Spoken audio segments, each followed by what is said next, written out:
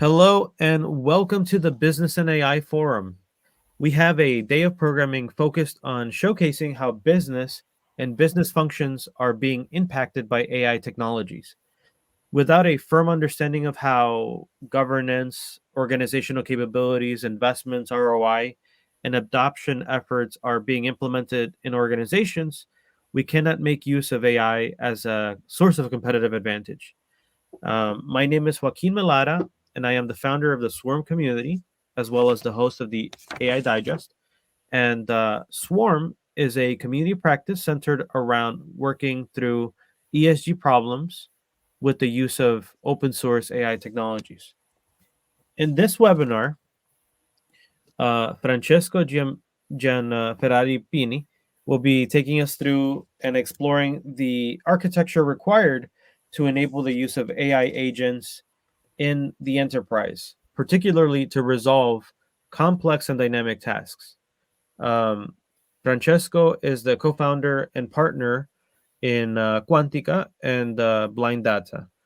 He'll take us from the broad context to the fine grained details of how this can be achieved. And with that, Francesco, I'll hand over the mic to you. It's all yours. Okay, thanks you, Joaquin. It's a pleasure. It's a pleasure to be here. Before starting, let me introduce a little bit myself. I'm Francesco. As Joaquin said, I am the co-founder of Quantyca and Blindata. I started my engineering career as a biomedical engineer. That's why all the AI topics are of particularly interested of myself. But my adventure, of course, started with data. So today we will try to answer a question that is in the intersection between data management and artificial intelligence. And the question is, how do we organize unstructured information in the age of large language models? Before starting, let me introduce a little bit large language models. Probably for many of you is already known, but let me try to set the context. Large language models are, of course, statistical language processors. And they are trained on language, they analyze language, they produce language iteratively in an autoregressive way. Out of the current state of a sentence produced, they predict and add the next word in providing the full response. And the amount of information that can be analyzed and produced is limited by one key factor, one key architectural factor of all the models, which is the context size. So all the local, and by local I mean all the information that can be used to provide a contextualized answer to our questions is limited by the size of this context. And this is the main point that currently is driving all the research and all the design of architectures that will provide assistance to the LLM to be applied in the enterprises. The LLMs think or appear to think in terms of language manipulation. They are instructed using language and they are aligned. For aligned, I mean that they are fine-tuning in order to provide the best course of sentence completion in order to solve our problems. Since they manipulate and manage language, large language models seem or are, jury is out on that, intelligent to us. But also, and this is the main challenge, we need to organize all our information, both structured and unstructured, in the most fitting way for LLMs to use it.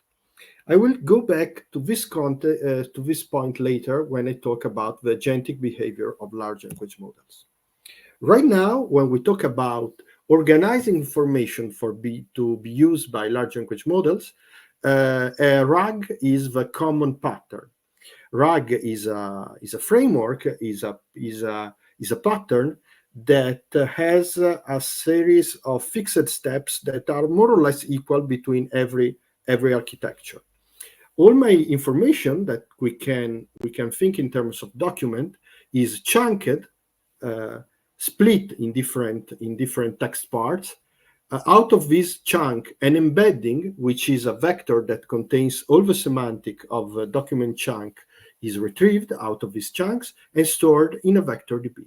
So the vector DB currently is actually the storage for all the information management for interaction with large language models. When the user needs to answer a question, the question is vectorized and also converted in an embedding that is matched against all the embeddings inside the vector DB. And the relevant documents are retrieved, the relevant document chunks, passed to the LLM that, taking care of a question, will provide an answer. More or less, all the current architecture work like this. There are fine-tunings, there are tricks, there are different approach, but the main pattern is the one that we're seeing in this slide. But this is not all you need.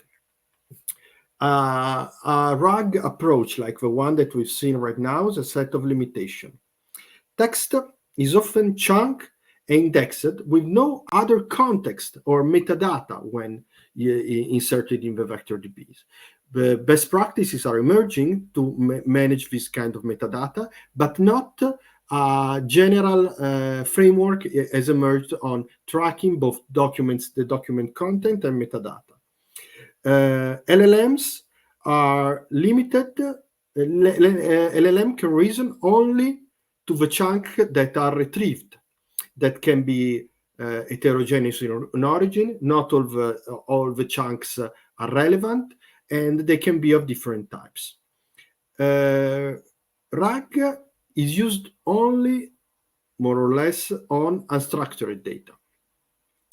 And there is no emergent framework of synergies between RAG and analysis of structured document, like the one that every company has in the data lake or other structured database manager. RAG has a strong coupling to current technologies. And the pattern that we've seen in RAG is defined by the current capabilities and limitation of AI infrastructure that is available right now. But everything can change. Embedding models continue to change. The chunky strategies, even the vector DB technology and patterns are changing right now. The way users are interacting with this data is changing as well. Data structures and also LLMs. We have seen a huge evolution both in open and closed source large language models, and particularly in their ability of managing larger and larger context sizes. And remember, right now, we talk about creating RAGs and managing LLMs as the best way to index data. But I think that is not the most future-proof way of analyzing and managing data in the age of large language models. As I said before, large language models are evolving. Many things happened since the GPT launch. LLMs are now multimodal. They can analyze at the same time document, text, images, tables, and so on. They have increased hugely their context size, even if there is no guarantee of ability of reason on all the data in those large, very large context. LLMs can now call external APIs and tools, and they can analyze databases and like SQL databases and so on. And LLMs can explore graphs. And my proposal of a long-term architecture actually leverage on all these kind of new capabilities. So we can rephrase the original question to a new pattern. How we can organize unstructured information in the age of LLMs, but taking care of the following points. In a scalable and future-proof way, evolution in technology is changing so fast that decisions in our current idea of a platform will need to be future-proof upon these future changes. We need to leverage all the data assets that we have, not just unstructured data, but also the structured data, and enabling a synergy between software, users, legacy software, structured data platforms, and of course, large language models. And also enable a more complex interaction between just the retrieval and analyze pattern that we see, and enabling the usage of another emerging capability of LLMs, which is the agentic capability of large language models. The fact that it can iterate, explore a data platform, the data assets in a data platform, and retrieve and reason and retrieve other data to provide a more thorough and relevant answer to our questions.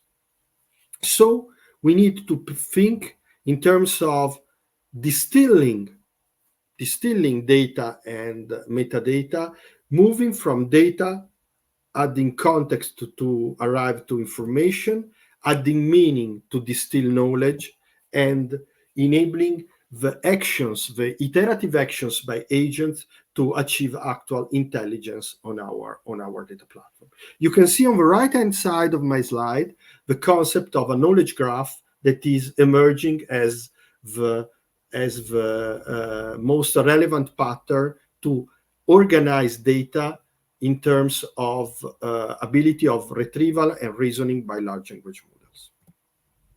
What is a knowledge graph? And I spoil something that will arrive later. Knowledge graphs are not all it is a relevant part of a final architecture, but not the only part.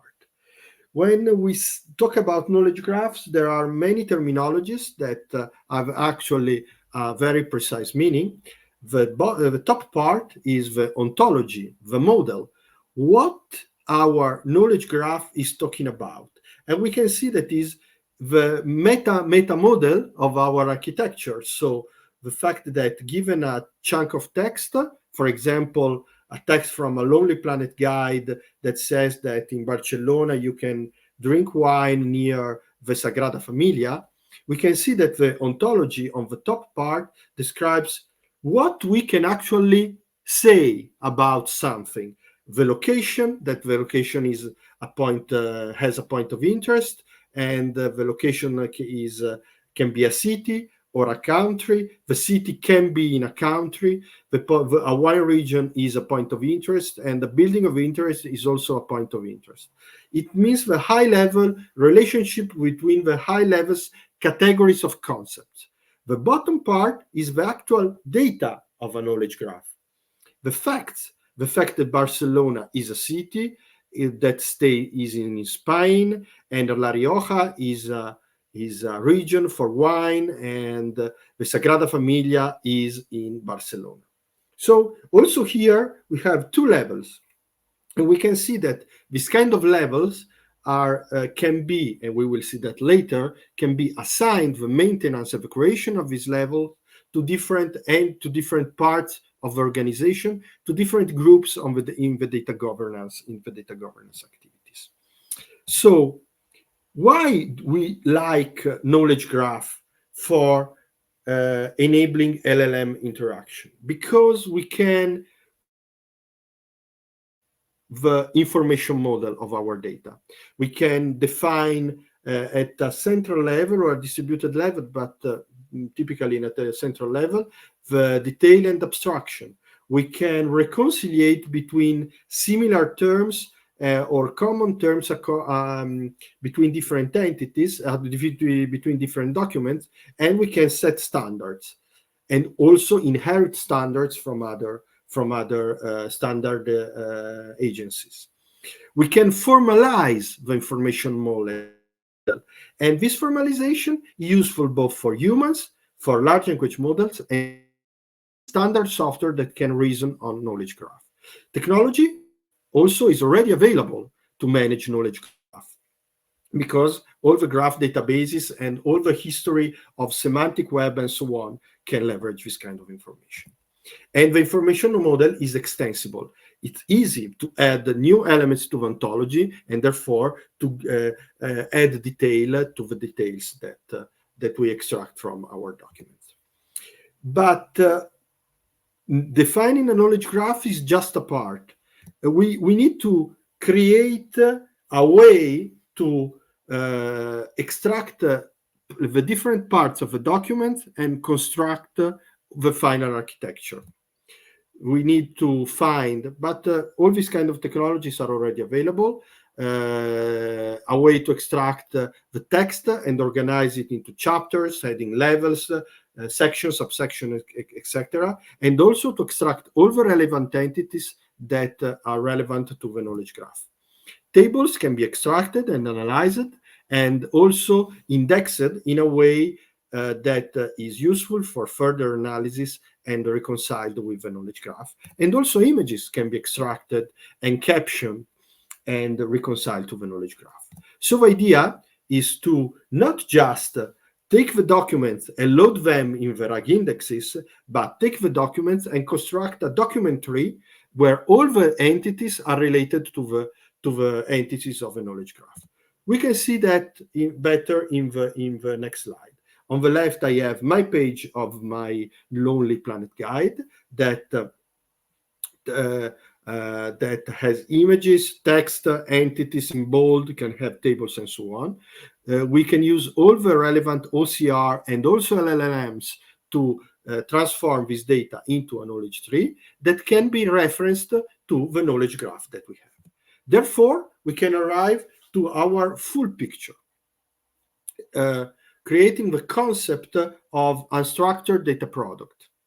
We have on the bottom the document repository. Every document is parsed and a document tree, a full document tree is derived from every document, and all the relevant entities of knowledge graph, of knowledge document tree are related to the entities of ontologies, detailed ontologies for a particular document domain.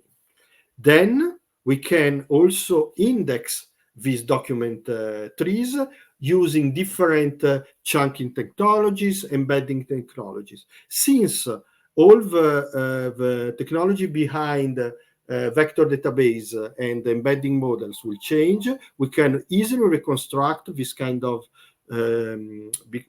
indexes out of our document trees. And then we can organize all our knowledge for consumption by large language models, and particularly agents of large language models that can both iterate at the level of graph, identifying connection between concepts and leveraging the high-level connection between concepts and facts, and also retrieve the relevant document parts that are referenced by these concepts.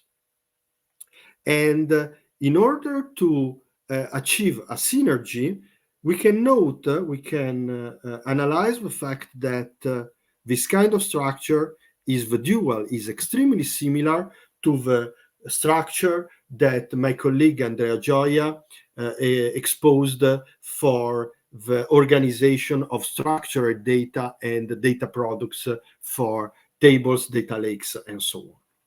Therefore, these two trees can be shared between the domains and between the structured and unstructured data domains. And so the large language model, the agents can both go to unstructured and structured data, leveraging the same entities, the same connections, the same ontologies and relationships. I thank you for your attention. I see if there are questions about that I will be pleased to answer. Francesco, thank you very much for providing that thorough presentation around the architecture. I think for one, I'd love to understand why do we need to make this investment now? It's a very good question. I would say that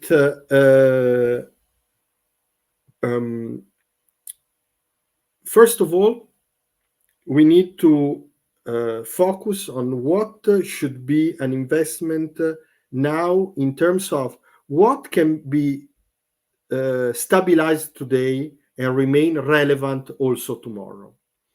And as I said before, all the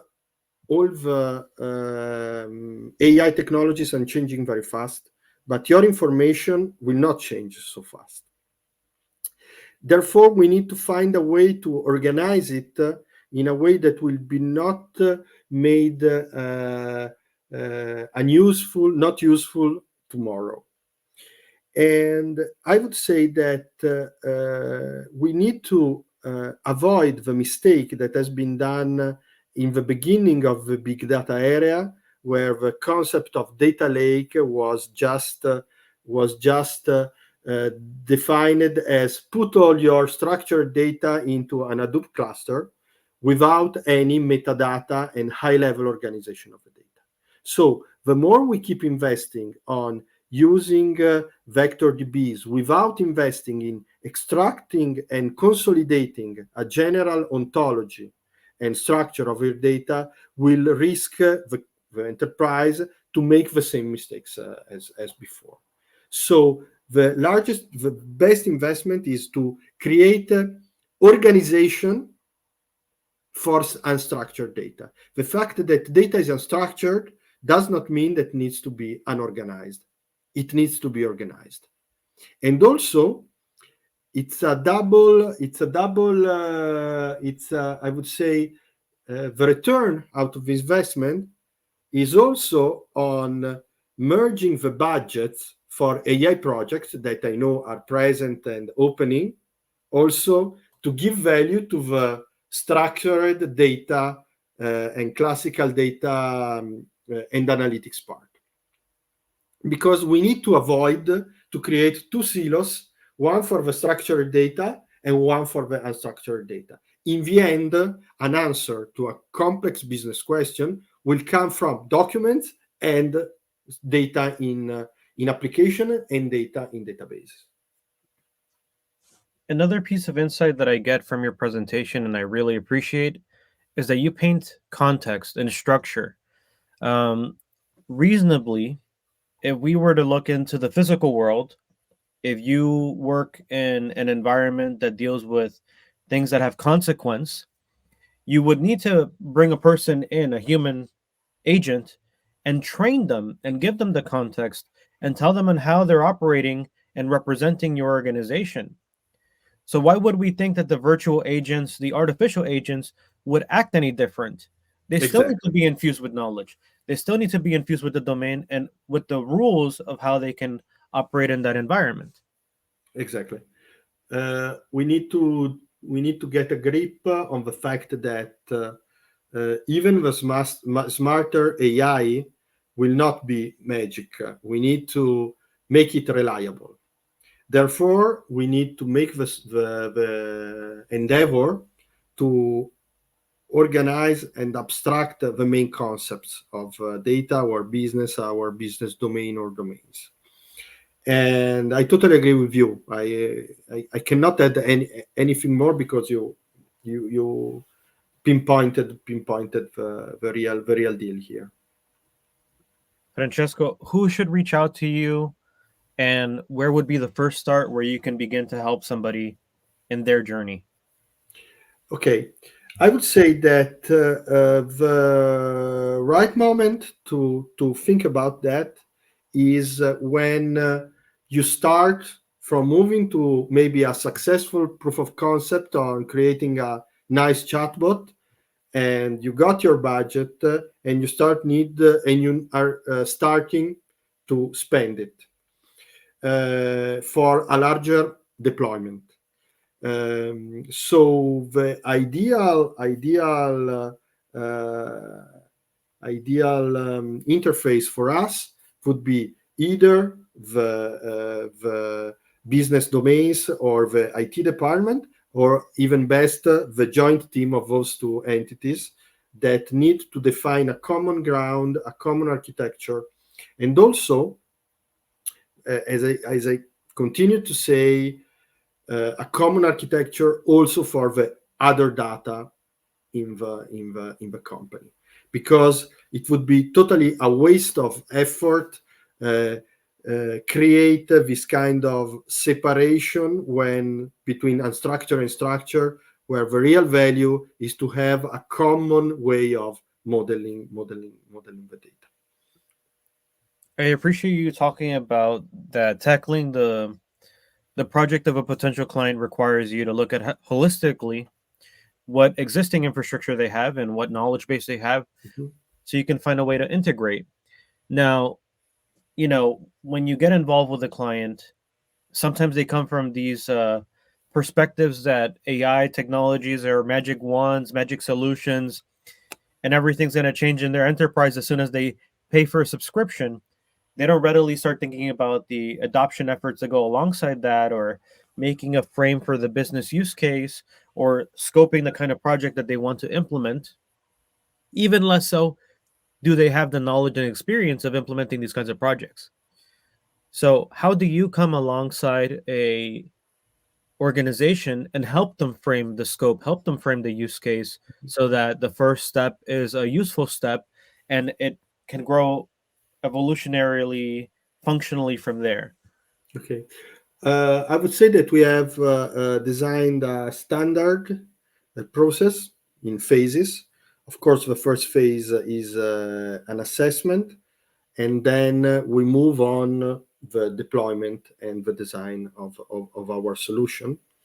I would say that the main point here is to work with the customer to find a set of steps. Of course, the customer need to get success implementing the first use cases, but we need to define all the steps in implementing those use cases that will stay relevant and will not be need to be redesigned or re-implemented as the deployment grows. And we have a methodology that can go either that can go at the same time bottom up from an analysis of data assets that they have, the also the technological environment that they have beside data, also the applications. Remember that LLMs can call APIs, so APIs are first class citizens in this kind of architecture. So we can go bottom up and we go top down, defining with the customer the responsibilities of who, for example, maintains the upper ontologies, the domain ontologies, how teams are need to be created, both from established data governance teams. Will it be an add-on to the data governance teams, or a repurpose of data governance teams? Every company is in a different maturity steps of this journey. So we map the maturity of the customer inside this journey, and we define the long-term architecture during the phase of assessment, and then we help for the mobilization and the rollout phase in designing of the subsequent steps. I really appreciate that answer. It's a pretty holistic answer to say we audit to see what's going on and what they have in the fire first, and then we understand their perspective and where they're at now, to bridge their knowledge and experience so that they can be ready to adopt these technologies. A lot of companies just want to sell tools and platforms and solutions. They give you the keys and they say, "All right, go drive the car," but you've never Exactly. been in a car before, so you just want to go fast, but you don't know how to change gears, or Yeah, you know. remember that AI is something that will put an accent to change management even more that all the data technologies that arrived in the past years. So the change management, because they need to integrate in the processes, so this kind of relationship needs to be well thought, well understood, and well embraced by every stakeholder inside the company. I think one of the benefits of people being caught on fire with all the misadoptions of AI is it's a cautionary tale for organizations, and as you said, it accentuates change management and project management and scoping and risk management practices to make sure you don't get caught in a bad PR press that you give away a car for free, or you give free airline tickets because you implemented a chatbot with no uh, Exactly, exactly. proper context or ruling. Um, I'll ask you one more question. I know you have a busy day ahead of you, but No can you problem. provide some insight from your experience with the consultancy and with the platform Blind Data? Quantica being the consultancy, what are some key pitfalls that people usually run into when they begin these efforts? I would say that the